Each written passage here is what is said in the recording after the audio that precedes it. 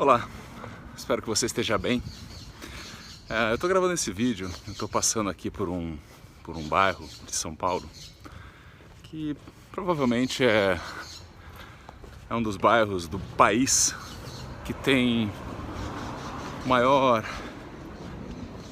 renda per capita.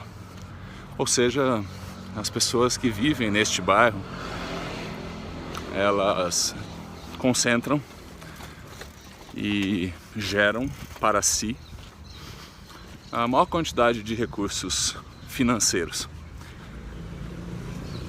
Não seria errado arriscar que cada uma dessas casas, eu não vou dar detalhe, claro, em nenhuma casa, mas cada uma dessas casas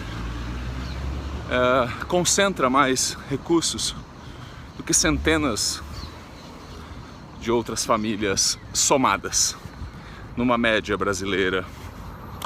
Bom, e refletindo sobre a questão de uma visão de mundo conservadora e uma visão de mundo progressista, às vezes eu fico me perguntando e às vezes perguntando e conversando com as pessoas, a quem interessa manter e conservar uma sociedade, e falando especificamente da sociedade brasileira, que está certamente no altíssimo topo, não é que está perto do topo, está no altíssimo topo das sociedades mais desiguais do planeta.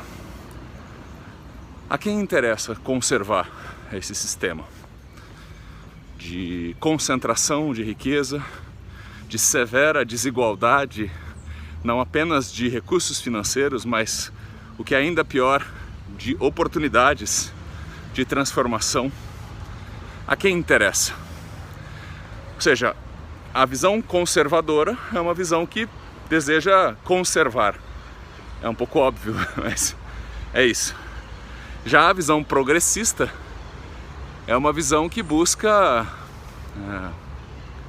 problematizar, criticar, promover mudanças. E eu queria lembrar do nosso processo de escolarização, para ver como a coisa toda é construída para que a gente conserve as coisas, como elas estão e como elas atendem aos grupos que desejam e têm poder para determinar como as coisas devem permanecer, como as coisas devem se conservar. Na escola, a gente recebe um processo de formação, como se nós entrássemos nas escolas como crianças, como adolescentes, como adultos, sem forma.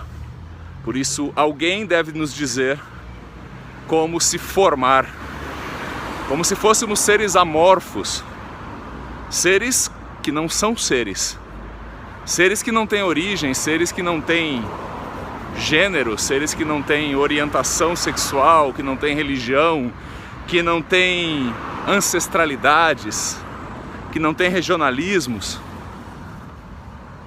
E aí, durante longos 12 anos, falando apenas da educação básica, do ensino médio, não estou falando nem do ensino superior, nós vamos permanecendo, conservando aquilo que já se sabe, da forma que se sabe, na maior parte das vezes sem incutir, e atenção, sem insuflar no aluno ou na aluna a consciência crítica, a autonomia, a vontade de progredir não somente dentro do seu aspecto individual, mas olhar para a sociedade como um espaço de progresso, num sentido de desafiar aquilo que gera tristeza coletiva, como, por exemplo, concentração de riqueza, como, por exemplo, em consequência disso, desigualdades severas. O processo de formação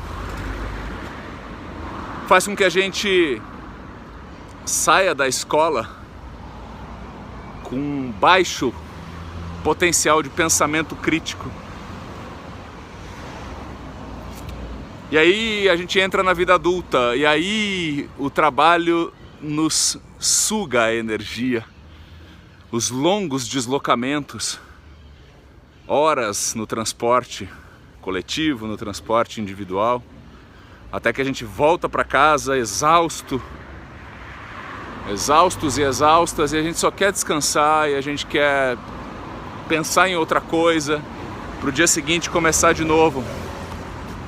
E dessa forma fica muito mais simples a conservação daquilo que já existe.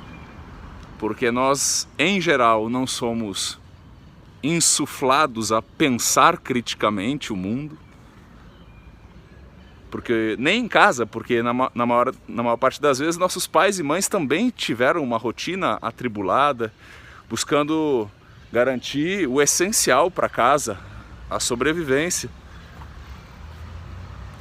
Mas assim eu pergunto a você, e eu pergunto a mim com frequência, o quanto a gente está fazendo o nosso processo de desescolarização, para que a gente possa abrir espaço para o nosso processo verdadeiramente educacional.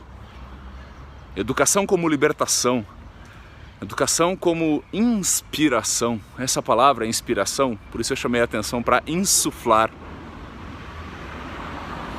Aquilo que nos instiga, que nos põe fogo dentro, aquilo que nos faz olhar para o mundo e dizer, olha, não quero que seja conservado deste jeito, porque esse jeito não faz bem a tanta gente, não faz bem a mim e faz pior a tantas outras pessoas, né?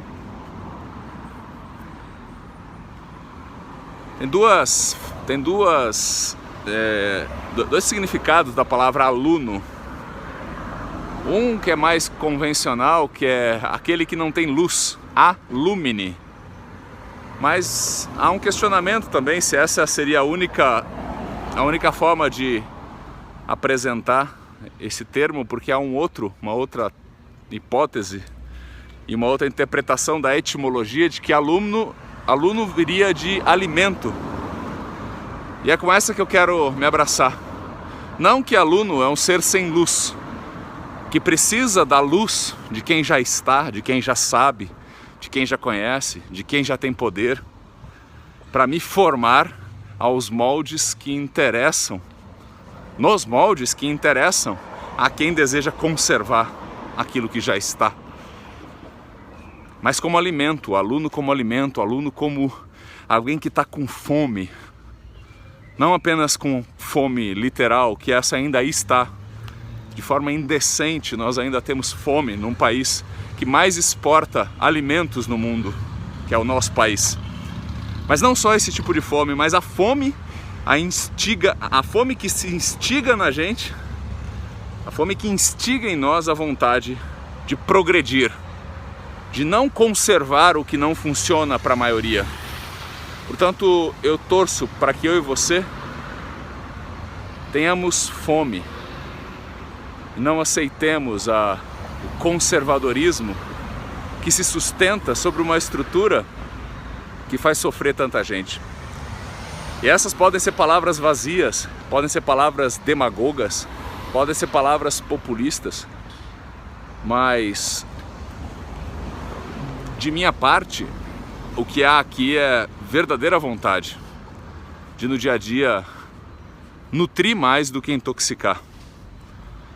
Quem sabe a gente se encontra nessa vontade, para que a gente tenha mais espaço, para que pessoas sejam bem nutridas na vida, de todas as formas de nutrições, de todas as formas de alimentos, em especial no direito de ser, no direito de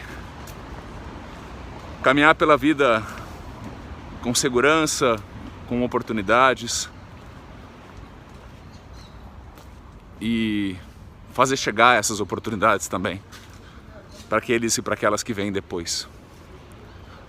Que a gente progrida, que a gente não conserve o que não funciona, o que funciona para tão poucos. Essa é a RAV 4. Vamos nessa?